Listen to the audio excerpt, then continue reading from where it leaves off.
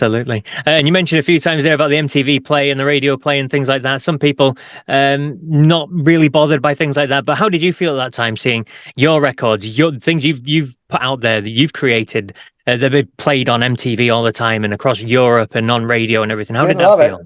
Didn't love it. Hated it. Got out of there as soon as I could. Never went back. I didn't like it at all. I mean, my idea of rock, I'm a 70s guy or even a 60s guy. And my idea of rock is the band has a mystique and an image, and you don't have to see everything. And it doesn't have to be sexy girls in the video because there isn't a video. And if they come to play in your town, you go see them, and then word of mouth spreads it, and the occasional a mystique like Zeppelin had. Zeppelin weren't an MTV band, or Creedence Clearwater, or the Doors, or the Big Brother and the Holding Company, or the Grateful Dead. These are the bands I like. Yeah, and they were all Fleetwood Mac. They're really good 60s and 70s bands. For me, it's all about the mystique, And all of a sudden, you put cameras on people that aren't actors, and it's pretty much ridiculous. And then it led to the inevitable, which is glam. Put the David Lee Roth, the guys that are actors and can wear spandex, and all these, Motley Crue and all the next gen. We were a kind of an LA strip band, Rainbow. By the way, we were based in West Hollywood. And we took our name from the Rainbow Bar and Grill in Hollywood. So I consider us a LA band, even though there was two Brits and a New Yorker and me. And but the next generation was in the early 80s. They were like 5, 6, 7 years later than us, and this is glam rock, which took over everything from Warrant or Poison or whatever, Rats and all that, Van Halen, Rat, all of that stuff, and they were like made for MTV. And then Coverdale, when he came back with his new look and his sexy girlfriend and all that, great, that did him well, but I hated it. I thought if I wanted to be on TV, I'd be on a soap opera. I mean, I hated it and still do. And, but that's the way the music business changed. I'll tell you, the 70s, the 80s, and the 90s, though, were the best time to be in the music industry. That it'll never be the same. And before that, it wasn't the same. And before about 1970, you couldn't make any money because you get ripped off by everybody. And Peter Grant changed that with Led Zeppelin in 1969, 1970, and all of a sudden Led Zeppelin was getting 90% of the income of the gate of the shows. Before, they would buy a blues singer's catalog for a bottle of Jim Beam, and he's fucked and somebody else got rich. Or the Colonel with Elvis had 50% anyway and embezzled 40% of the rest, and left Elvis with a drug habit and a private jet that had to pay the gas for, and play in Vegas and splitting his pants because of his pill habit. So that was 50s, 60s, and then 70s, and then into the 80s, and pretty much through the 90s. By the end of the 90s, things were slowing down. By the end of the 90s, music had become devalued to the point where file sharing came. Mm-hmm. And we had the whole Metallica, Sue's, Napster. Lars was right. Something is only worth as much as somebody else will pay for it. And there's a perceived value to music. And in the 70s and the 80s, it was quite high. And you could make a lot of money and do real well for yourself, be it on the radio. The radio pays crazy good. MTV pays enormously at that time. Yeah. But all of a sudden music is free. You could download it. And then, this way before Spotify, but the same principle. If something's free, it's not worth anything. If you're out in the desert and I give you a bag of diamonds or a Cola Light, which you're going to take? The bag of diamonds isn't worth anything. Yeah. And if music is free and you can get it on demand and not pay anything for it, and then we'll go watch your bands on MTV for free, it kind of it demonetizes it and waters it down to the point that it's really tough to make a living making music. Absolutely. I don't know what I'd tell you. If I don't have sons, I just have daughters. But if I had a son that wanted to be a rock and roller, I don't know. I tell him, get that law degree, which my father never told me, because it was the golden years, and go for it, follow your dream and this and that. But there's not much of a dream to follow now, since the commodity has devaluated to the point where it's basically worthless. It's free. Yeah, absolutely. That's as political as I'll get. Now we can talk about the sex and drugs part. Yeah, that's fine by me. In terms of, you mentioned earlier, if you weren't a musician, you probably would have been an author, and that kind of, you mentioned PLANETP project there a few times, and the sci-fi things around it. Were you a sci-fi fan yourself then? I was an everything fan, but yeah, I've just read everything, fiction, not nonfiction, fiction, like everything from Steinbeck, Hemingway to Heinlein. I mean, PLANETP was in Heinlein's novel Starship Trooper. On page 300 and something, there's just a mention of they blew by Planet P, and then so you never hear of it again. It was just this random throwaway thing. line. So that's my name of my band, of course. And not many people know that. I haven't said that a lot, but it's come from the novel Starship Troopers. But the idea of telling stories now. A novelist is a whole other discipline. I spent years and years and years learning how to write almost like a haiku, like where you condense a really lot of information down into 2 verses, a bridge, and a chorus. And that's a trick that not everybody that needs mastering. Let's put it that way. And a long form novelist, whereas plot development and character development and a lot of dialogue, that's not any more difficult. But it's a complete different discipline. It's a complete other thing. So one precludes the other. I've never read a novelist that writes good lyrics, and I've never read a lyricist that writes good lyricist that writes good novels. And a lot of times in novels, you'll have Stephen King even does this. He'll make up a song that's one of his characters has her saying, and you see that once in a while, and they always suck. They're always just terrible. And it's like, I'm always thinking, like, stay in your lane, Steve. You got this knock, stay in your lane.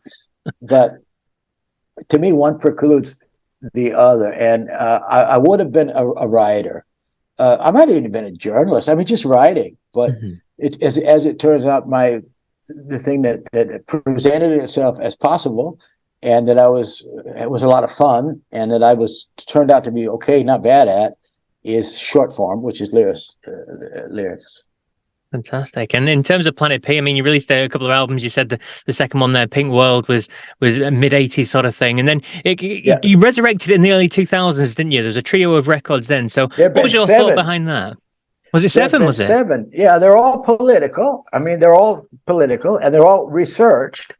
One of them is called Levitown, and it's a whole story for itself, but Levitown was the first prefabbed community.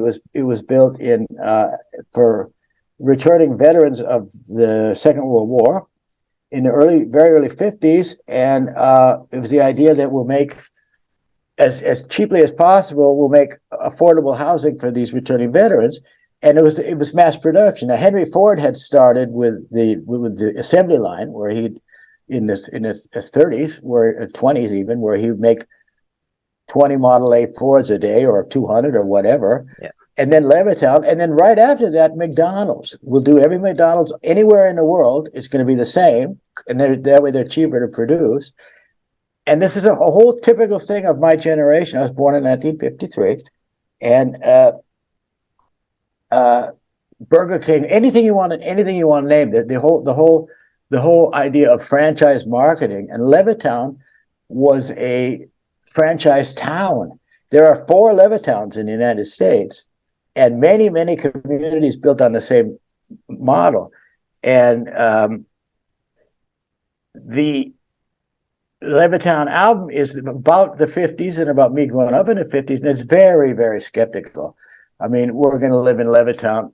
It's the American dream is part of the refrain. And the thing is, I researched this stuff.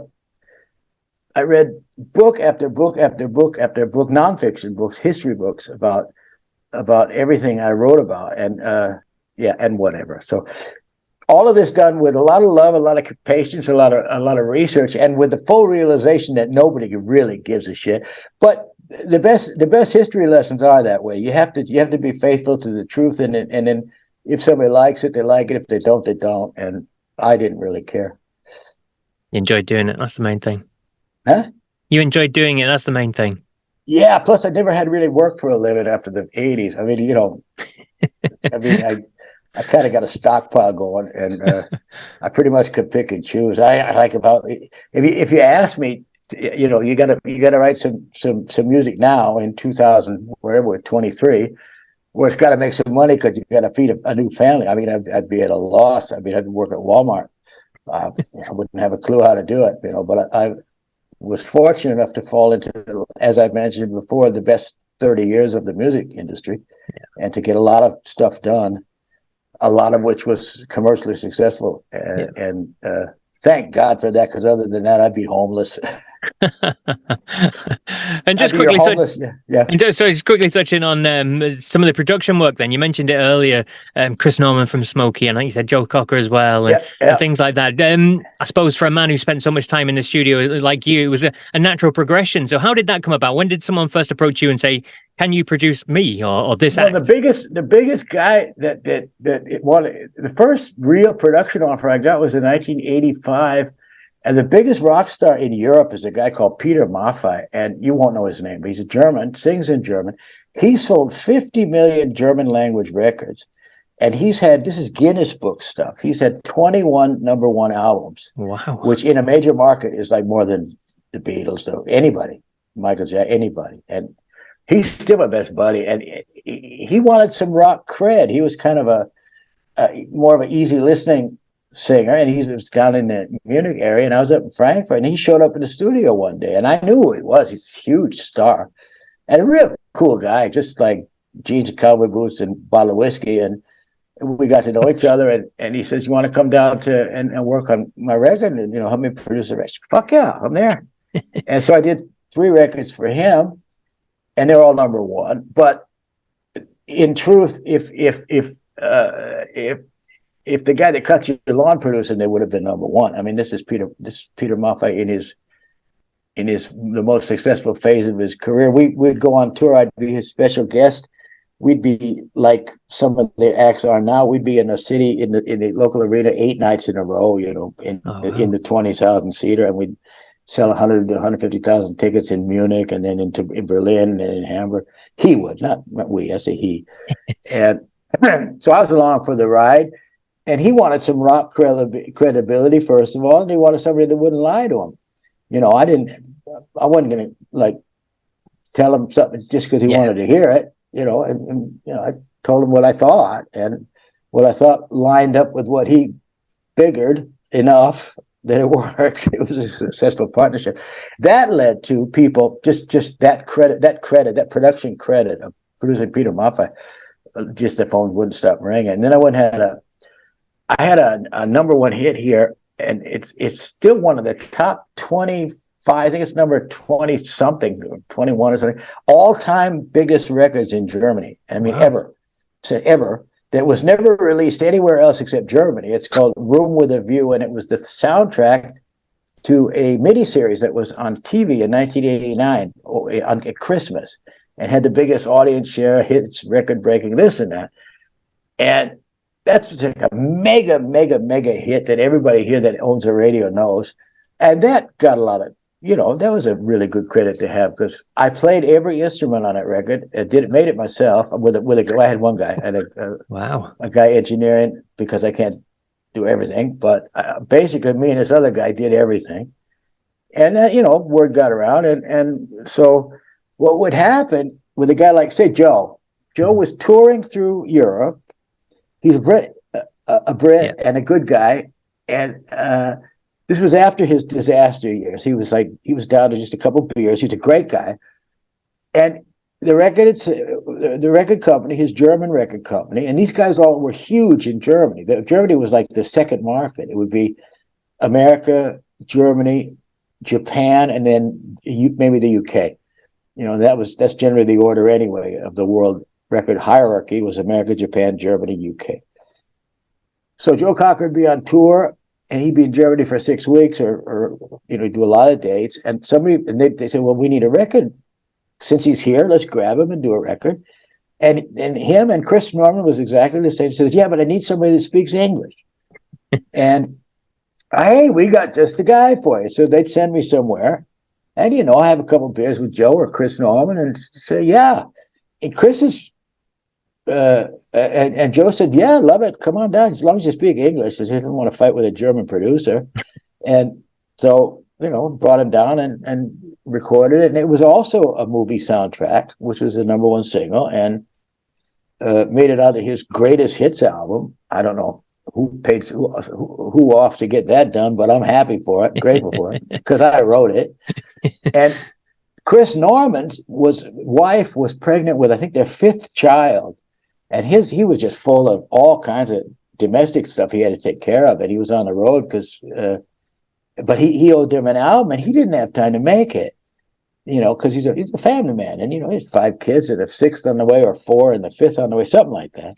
He said, here's what I need. I said, I need actually a bunch of songs that sound like Chris Norman's songs, like Smokey songs. I said, no problem. So I wrote him 5 songs, half of the A side of the album, played all the instruments myself with an engineer, sent the tapes over to him. He loved them. He sang on them, sent them back. I mixed them. So his contribution was just going into his own home studio, because I did this in my home studio. And going down for a couple of days, he put a couple of his guitars on. It sounded like Chris Norman playing guitar, and sang. He's a great singer. But my songs, my lyrics, he didn't have to break his head too much about it. And he could deliver the album that he needed to keep on his schedule, while his wife was 9 months pregnant and been bugging him about everything. He didn't need the heat. So that's how that worked out. Fantastic, incredible stories. Yeah, great, huh? That's really funny. And he was a great guy. I only met him twice and talked to him on the phone a couple of times, but he was a fantastic guy. And I understood completely where he was at, because I had kids of my own, and I know what pregnant wives are like when there's a record due, and I got empathy pure for what his pure. Say no more, Chris. Situation. I know what you need. yeah. Just say no more. Say no more. And I sent him 5. I thought he'd take 3. He took all 5. And sang him back, and he came back great. And I mean, the label liked him, he liked him, I liked him. They sold well, so mission accomplished. Absolutely, mission accomplished. And just quickly, touching on health issues. I mean, you had bladder cancer, didn't you, a number of years ago? But not for very long. Thankfully, all gone now, all clear now. Man, they cut it. I got lucky. I won't go into any graphic detail, but the way you got bladder cancer, if there's something, when you go to the bathroom, if you see something you shouldn't. Yeah. And I saw a drop of blood, which could have meant anything from a bladder infection, like nothing at all. But me being not oblivious for once, went to the doctor, and it was a long process to get it diagnosed. But by long, I say a couple of months, not real long. And we finally figured out I had 2 tumors in my bladder, inside the bladder. So what they did was they took my bladder out, and I didn't have any chemotherapy, didn't have any radiation, it didn't spread. It was just the easiest horrible thing you which is like a contradiction, but it's the easiest awful thing you could possibly have. And this is 14 years ago, and I was really, really fortunate, because most people, first of all, wouldn't necessarily be studying their output with an intensity enough to see 1 drop of blood go by. Yeah. First of all, not paying that much attention. And second, would think, I'll take antibiotics, it's a bladder infection, or something. But I said, no, I want to find out what it is. And they did. So it was more dramatic than I'm making it out to be. But the point is that it was a lot less dramatic than it could have been. And I'm cancer free. From the minute they took the bladder out, I was cancer free. It hadn't spread anywhere. So fantastic news. Great reason to get checked if there's even the slightest thing. I tell you what, ladies and gentlemen, if you see anything in your urine that shouldn't be there, like blood, or it looks brown even, go to the doctor. Yeah. Because that shouldn't be there, and there's a reason it's there, and find out what it is.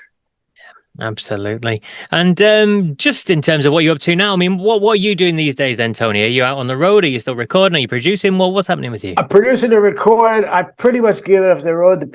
I was on the road until the pandemic came. I toured Norway, Scandinavia, Germany, Norway, Sweden, when I say Scandinavia, Denmark, Germany.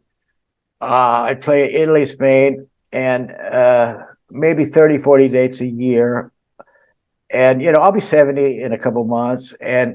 But the pandemic killed the music business. You'll hear it from everybody and you'll read it everywhere. And it's true. I mean, if you need a tour bus, first of all, you either can't find one or they're 20,000 a week or, or more. And if you need a crew, you either can't find one or they cost 4 times what they cost in 2019, because most of the people that work in the peripheral music industry, like the truck drivers, the riggers, the guys that do the lights, the guys who do the sound, the guys that are guitar techs and keyboard techs, well, they have families too, In Germany, as it happens, a lot of them went to work for the railroad, and a lot of them were truck drivers, because long-haul trucking pays really, really well. It pays better than rock and roll. It's maybe not as exciting, but it keeps the family fed, and a lot of people change jobs. And that completely destroyed the industry. So I'll give a little plug. We have a group called the Soulmates. This is a super group in a real sense of the word. And in this group, it's called Mandoki's Soulmates. And Leslie Mandoki is like Germany's Quincy Jones. He's a producer. He's produced everywhere. Phil Collins, Lionel Richie, Jennifer Rush, lots and lots and lots of people.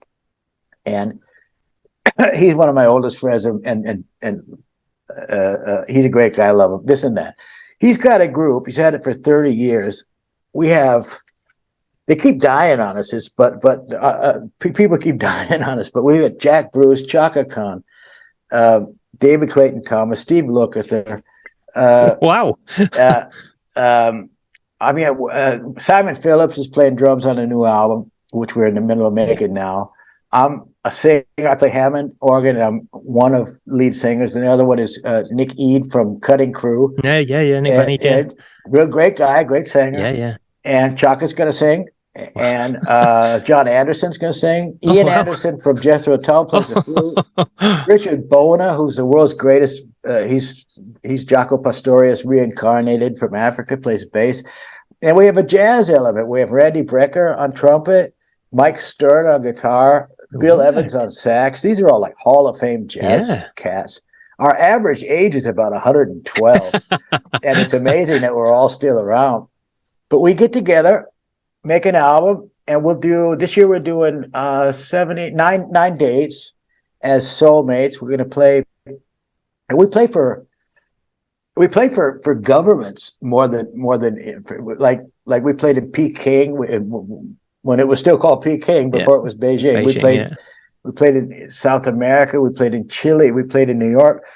We played in Berlin, and we play every year. We play in Budapest for 50,000 people on their national holiday, which is like the American 4th of July or your Boxer Day, whatever.